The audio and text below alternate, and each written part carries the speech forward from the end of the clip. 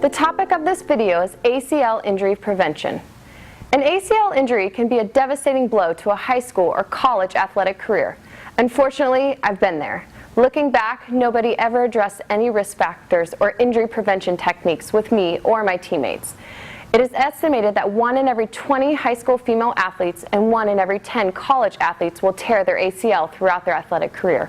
Prevalence of ACL or anterior cruciate ligament tears are most common during sports such as volleyball, basketball, and soccer.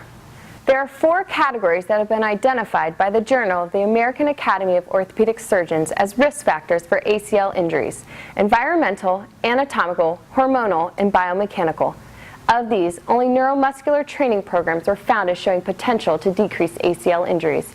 And that's why I'm here today, to help you help yourself in decreasing or even escaping your chances of injuring your ACL. ACL tears occur 70 to 80% of the time with non-contact injuries, specifically when cutting, pivoting, jumping, and landing. Female athletes are at an increased risk for ACL tears due to the increased dynamic valgus and high abduction loads at the knee, causing the knees to go inward. Strengthening the hips and teaching proper jumping, landing, and squatting mechanics can decrease your chances of experiencing an ACL tear. We're going to demonstrate an improper and a proper jumping and landing mechanics. Go ahead. Good. So as you can see here, the knees are coming in much further than the hips. This is placing increased torque on the knee and increased stress on that anterior cruciate ligament. This can lead to an increased chance of tearing your ACL. Now a proper jumping mechanic, go ahead.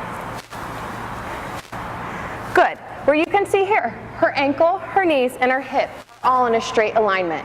None of that inward knee increased torque on that ACL ligament. Take action now. Don't let an ACL tear keep you away from the field or court.